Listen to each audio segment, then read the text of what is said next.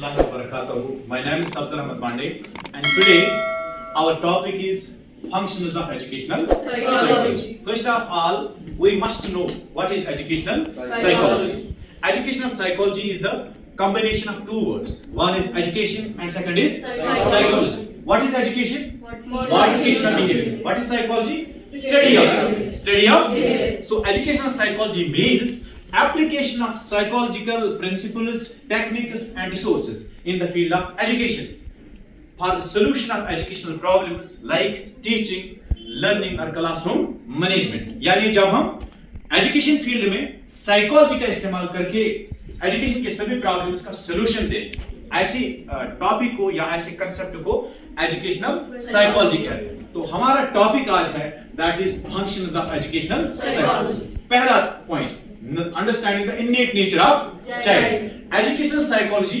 आपके टीचर को मदद करता है. किसमें मदद करता है?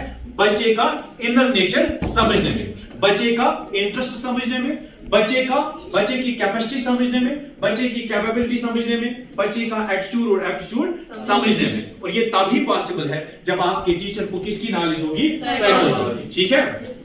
दूसरा, knowledge of individual difference. No two individuals are alike through the entire universe. और हम बात करेंगे अपने क्लासरूम में.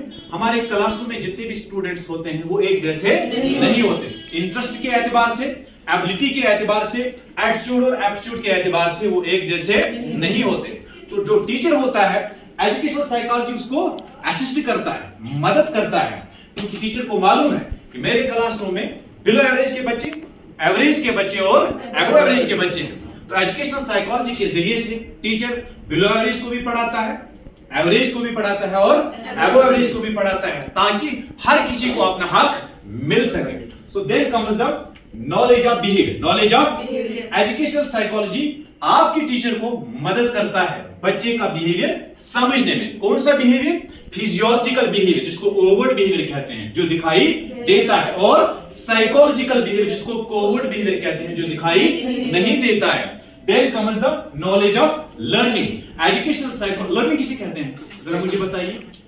Modification of behaviour through experience. जब आपका और हमारा बिहेवियर चेंज हो जाता है, किसके जरिए से? एक्सपीरियंस के जरिए से. जरा इनको भी दिखाने की कोशिश कीजिए. Modification of behaviour through experience, that's called learning. That's called learning.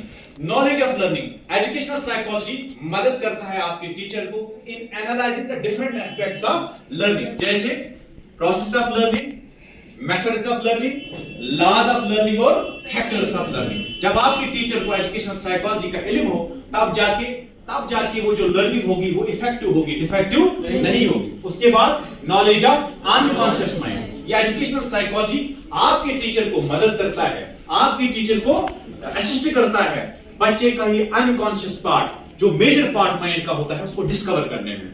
इसके अलावा नॉलेज ऑफ मेंटल हाइजीन. हम सभी जानते हैं कि mental hygiene is the backbone of our balanced personality. तो एजुकेशनल साइकोलॉजी आपके टीचर को मदद करता है क्लासरूम में जो सभी बच्चे हैं इनका मेंटल डेवलप करने में, ताकि सभी बच्चे कैसे मेंटली हेल्दी रह सकें. Then comes the knowledge of guidance. Knowledge of wherever required, whenever required, it is the teacher by use of psychology he can provide or she can provide the guidance to their respective students according to their abilities, according to their capacities, according to their interests, according to their improvement in teacher-taught relationship.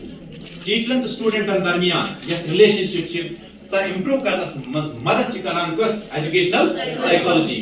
For lasters, it also helps us in the curriculum, in improving the methods of teaching, and also helps us in maintaining the discipline both inside the classroom as well as outside the classroom. Thank you very much. Have a nice day.